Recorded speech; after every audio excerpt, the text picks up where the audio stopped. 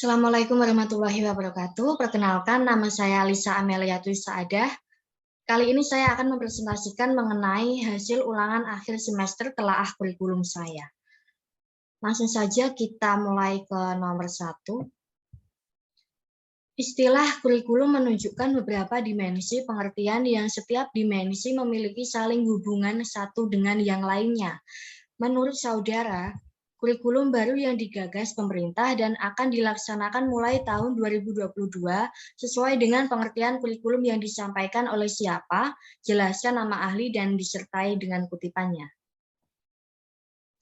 Jadi jawabannya, menurut saya kurikulum baru yang digagas oleh pemerintah sesuai dengan pengertian kurikulum menurut L. Thomas Hopkins, di mana kesesuaian tersebut terdapat pada pembelajaran yang sesuai dengan kemampuan siswa, seperti yang dikatakan L. Thomas Hopkins, yaitu pembelajaran yang dipilih, diterima, dan dimasukkan oleh setiap anak ke dalam dirinya. Berikut kutipannya. Kurikulum adalah desain yang dibuat oleh semua orang yang paling dekat dengan aktivitas kehidupan anak-anak selama mereka di sekolah. Kurikulum harus sefleksibel kehidupan dan kehidupan. Itu tidak dapat dibuat sebelumnya dan diberikan kepada siswa dan guru untuk dipasang. Juga itu mewakili pembelajaran yang dipilih, diterima, dimasukkan oleh setiap anak ke dalam dirinya sendiri untuk bertindak dengan dalam dan setelahnya. Kita lanjut ke nomor berikutnya. Yang kedua, kurikulum sebagai rancangan pendidikan mempunyai kedudukan yang sangat strategis dalam seluruh aspek kegiatan pendidikan, mengingat pentingnya peranan kurikulum di dalam pendidikan dan dalam perkembangan kehidupan manusia, maka dalam penyusunan kurikulum tidak bisa dilakukan tanpa menggunakan landasan yang kokoh dan kuat. Menurut saudara, landasan apa saja yang digunakan dalam pengembangan prototipe kurikulum 2022? Jawaban saya, menurut saya landasan yang digunakan dalam pengembangan prototipe kurikulum 2022 ini ialah landasan psikologis, landasan filosofis, dan iptek. Karena kedua landasan tersebut memiliki keterkaitan dengan kurikulum 2022, di mana landasan psikologis berkaitan dengan perilaku dan proses pendidikan, sedangkan landasan filosofis dan iptek berkaitan dengan nilai-nilai yang melandasi dan membimbing ke arah pencapaian tujuan pendidikan. Dapat saya simpulkan bahwasanya landasan-landasan tersebut sesuai dengan kurikulum 2022, di mana kurikulum tersebut berbasis pengembangan karakter seperti landasan psikologi dan nilai-nilai seperti landasan filosofis. Soal ketiga, kurikulum merupakan suatu sistem yang memiliki komponen-komponen tertentu.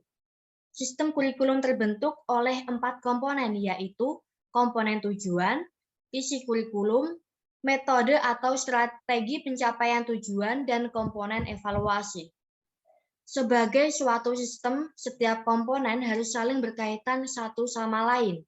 Komponen kurikulum apa saja yang tersurat atau tersirat dalam pengembangan prototipe kurikulum 2022? Jawaban, menurut saya, komponen yang tersirat atau tersurat dalam pengembangan kurikulum 2022 ialah komponen tujuan, komponen isi atau materi pelajaran, dan komponen metode atau strategi. Karena pada komponen tujuan berkaitan dengan arah atau hasil yang diharapkan.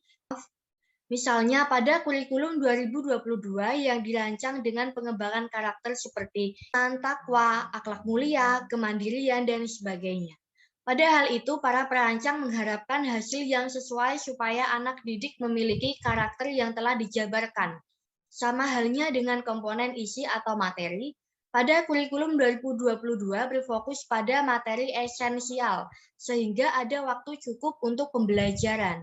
Sedangkan pada komponen metode atau strategi, kurikulum 2022 membuat metode atau strategi seperti melakukan pembelajaran yang sesuai dengan kemampuan siswanya. Soal keempat, banyak ahli yang menyampaikan model pengembangan kurikulum. Menurut saudara, rencana penerapan kurikulum 2022 menggunakan model pengembangan kurikulum yang disampaikan siapa? Jelaskan nama ahli dan desain modelnya. Menurut saya, kurikulum 2022 menggunakan pengembangan menurut Miller-Scheller, di mana pengembangan menurut Miller-Scheller merupakan pengembangan kurikulum kombinasi dari model transmisi dan model transaksi, serta meliputi komponen yang pertama, klarifikasi orientasi kurikulum, yang kedua, pengembangan tujuan, yang ketiga, identifikasi model belajar, yang keempat, implementasi. Kita masuk ke soal nomor 5. Setiap perubahan kurikulum pasti didasarkan atas hasil evaluasi. Sudahkah pemerintah melakukan tahap evaluasi kurikulum sebelum mengembangkan kurikulum baru? Menurut saudara, model evaluasi manakah yang dipilih dalam kebijakan pengembangan kurikulum 2022? Menurut saya, model evaluasi yang dipilih ialah model measurement dan model congruensi. Karena pada model measurement menerapkan pengukuran perilaku siswa, sedang model congruensi pemeriksaan kesesuaian antara tujuan pendidikan dan hasil belajar. Sama halnya dengan kurikulum 2022 yang pembelajarannya dirancang dengan pengembangan karakter. Di situ pastinya ada tahap pengukuran apakah karakter anak didik telah sesuai atau belum. Jika belum, tentunya akan dituntun supaya lebih baik. Kita lanjut ke nomor 6. Berdasarkan jawaban nomor 1 sampai dengan 5, jelaskan perbedaan mendasar kurikulum 13 dengan prototipe kurikulum 2022. Jawaban ditulis dalam tabel. Perbedaan kurikulum 2013 dan prototipe 2022. Yang pertama untuk level TK. Pada kurikulum 2013 bukunya berbasis tema, sedangkan pada kurikulum 2022 berfokus pada literasi. Yang kedua, untuk level SD. Pada kurikulum 2013, IPA dan IPS dipisah. Sedangkan pada kurikulum 2022, IPA dan IPS dirubah untuk digabung menjadi IPAS, yaitu Ilmu Pengetahuan Alam dan Sosial. Yang ketiga, untuk level SMP. Pada kurikulum 2013, pembelajaran informatika ialah mata pelajaran pilihan, sedangkan pada kurikulum 2022, mata pelajaran informatika ialah sebagai mata pelajaran wajib. Dan yang keempat, untuk level SMA. Pada kurikulum 2013, siswa SMA masuk langsung memilih penjurusan, sedangkan pada kurikulum 2022, siswa mengambil dan menentukan peminatan pada kelas 11. Lanjut ke nomor terakhir, nomor 7. Buatlah simpulan mengapa pemerintah perlu mengembangkan prototipe kurikulum 2022.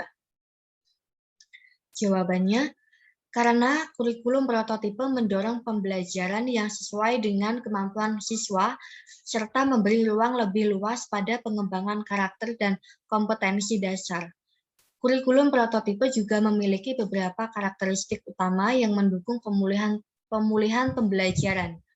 Yang pertama, pembelajaran berbasis proyek untuk pengembangan soft skill dan karakter, iman, takwa, dan akhlak mulia, gotong royong, kebinekaan global, kemandirian, nalar, kritis, kreativitas.